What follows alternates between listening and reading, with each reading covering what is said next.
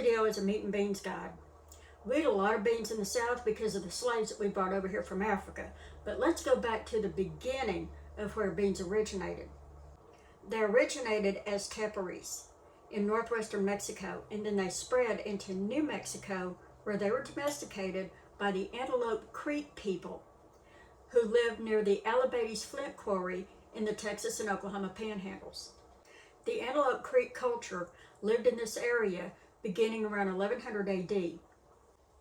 They were a community of early Pueblo and Wichita people who had converged in this area in order to make flint tools, share tools, weapons, hunting, agriculture, and pottery. They intermarried and then they branched out. The Pueblo returned to Tesuque in New Mexico, while the Wichita returned to Oklahoma and moved into Kansas, and then they branched out again into the Pawnee of Nebraska. The common bean that we know today was not discovered archaeologically until around AD 1350 during the early Washita River phase of the Wichita culture in Oklahoma near where I live. The Spanish explorer Coronado discovered beans when he encountered the Wichita in Kansas in 1541. He was looking for the city of gold, and what he found was a city of golden corn in abundance. Hernando de Soto introduced the mule-foot hog to the Choctaw people, and he also introduced the split-foot hog that became feral. Spanish explorers brought the beans back with them to Spain, where they spread through trade to France, Africa, and Italy, where they were cultivated into the bean varieties we know today. When we brought slaves from Africa into the Caribbean islands and into the United States, they brought their bean culture with them. Merchants purchased African crops such as millet, sorghum, indigo, beans, and rice.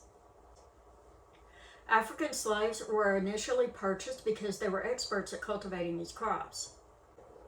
Thomas Jefferson grew these crops on his plantation at Monticello, and that's how they became popularized. In the South, there were a lot of swine that were left behind by the Spanish. Africans had traditionally cooked their beans with wild meat, but in the South, they cooked their beans with salted and smoked pork because it was plentiful. With the exception of scrub cattle in Florida brought by the Spanish, cattle did not exist in the South until 1849, when a zebu bull was brought from India into South Carolina. In 1885, a pair of zebu bull from India were brought into East Texas. Breeding of the American Brahman began by crossbreeding the zebu cattle with wild cattle from Brazil. The Choctaw Apache tribe of Sabine Parish, Louisiana became expert cattle farmers. These are the people who invented beef tamales, but they were originally made with deer or buffalo. All of the beans and the field peas we eat in the South and the manner of cooking them we owe to our African slaves. This is a meat and bean pairing that is completely interchangeable according to taste and product availability. At the end, I'll include some other legumes that are eaten vegan, and I'll talk about a field pea that has been eaten completely the wrong way by Irish people and other white people in America for centuries, and they don't even know it. So let's get started. Applewood smoked ham and purple hull peas, also known as pink eye peas. Now these peas, you can't find them dry. You can only cook with them fresh or canned.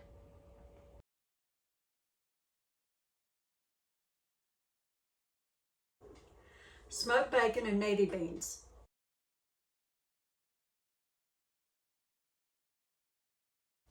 Baked salted ham and Great Northern beans.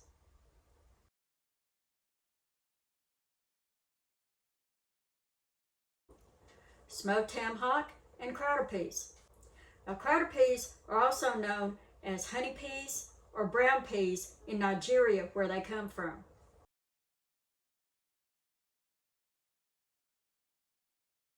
Smoked pork butt and lady peas.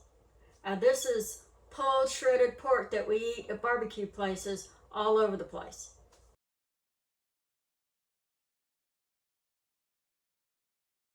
Tasso and red kidney beans. Y'all know the Southern traditional meal of red beans and rice. It's always eaten on Monday because Monday's wash day. And we use the ham bone from the ham that we cooked on Sunday to season the beans on Monday. Sunday is a special day in the South. That's when we cook our fried chicken, our fried catfish. We'll cook a big Sunday roast, or we'll bake a ham. And whatever we use the day before is the bones of this meat is often used to season the beans on Monday. But over time, it became a baked ham on Sunday and beans on Monday. Tasso originally was made from wild pork, and now it's made from domesticated pork, but it's always a heavily seasoned pork shoulder that has also been smoked and almost completely dried out, and by the time it's finished, it's just this little bitty cut of meat that you cut up and put in your beans.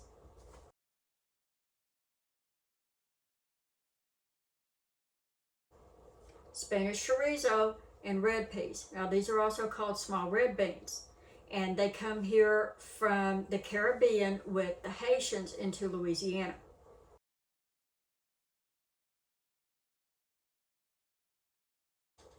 Andouille sausage or shrimp and butter beans, also known as lima beans everywhere else. If you can't get white Gulf shrimp, use another kind of shrimp. If you can't get andouille sausage, or you can't eat it because it has cayenne pepper in it, then you can use Polish sausage as a substitute.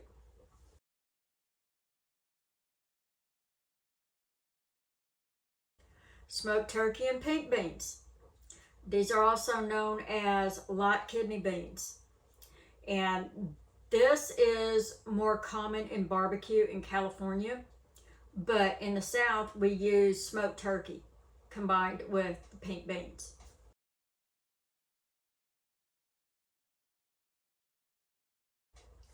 Salt pork and pinto beans, common everywhere. We really love pinto beans in Oklahoma. They come from Mexico, and these are the only beans that we're still eating that come from Mexico, because all the other beans came from Africa. And salt pork is just this little slab of back fat that's been salted. And sometimes you can find it sliced, sometimes you find it in a big hunk, but we just cut it up and put it in our beans. It's the simplest dish ever. Oklahoma food is extremely simple. I keep telling y'all that.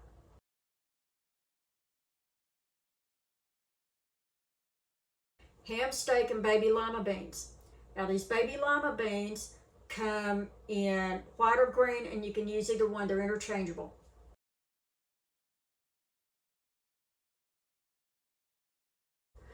Beef, lamb, or wild meat, and cannellini beans, which are also called white kidney beans. Cannellini beans or white kidney beans are most generally used as chili beans, but you can also use red kidney beans in chili. In Oklahoma, we use the red kidney beans, but I guess in northern areas, they'll use the white cannellini beans in their chili.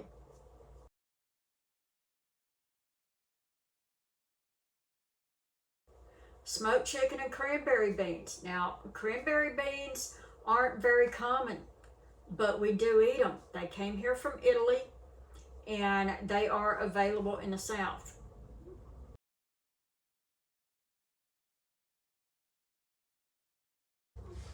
Now get to the more vegan soups. Cuban black beans. They're not eaten with meat for some reason. I don't know why, but it's a more of a vegan dish. You can make it with vegetable stock instead of meat stock.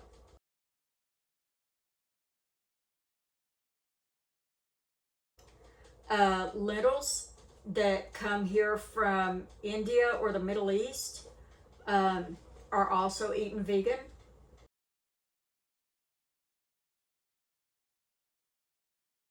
And chickpeas that we call garbanzo beans are also eaten vegan.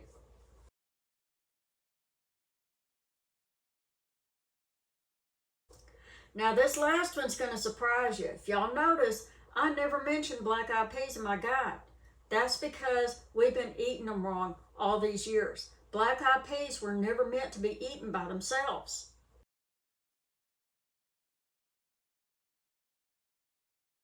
We have a tradition, especially among the Irish in America, that you're supposed to eat at least one bean on New Year's Day. And they use these beans in Hoppin' John, and they're not the traditional bean for Hoppin' John. The traditional bean for Hoppin' John was crowder peas. I don't know how the switch occurred. I know that they were commercialized because Thomas Jefferson grew them on his plantation. But other than that, I can't imagine why we eat black-eyed peas the way we do, because they're not meant to be eaten that way. They're actually a bread bean. And if you've never heard of bread beans, the Iroquois people cultivated a bean called the Iroquois cornfield bean that was used to make a type of bread. And this is way back. And they remained a part of Eastern and Southeastern American Indian culture, and over time these heirlooms became lost because they were never cultivated overseas. But the black-eyed peas are called akara by the Nigerians in West Africa. They make a bread called akara bread, or fried bean fritters. And what they do is they soak the peas in water, and they remove the husk that has the black eye on it, and then they pulverize the beans into a paste with onions and chili peppers. I personally would use red bell peppers, but over there they might use cayenne or habanero and red pepper flakes. But for me, just for me, for my personal taste, I have to stick with the red bells. But yeah, and then they drop it by spoonfuls into hot oil and fry up these dough balls that they serve with vanilla custard. And that's the way black-eyed peas are supposed to be eaten. They ain't supposed to be eaten by themselves. That's why they taste nasty. They taste so bad because we're leaving the hull on the peas.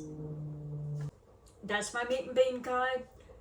Interchange it as you will. Cook them up however you want to. I'm going to be cooking all of these beans and posting videos. So y'all stay tuned. Bye.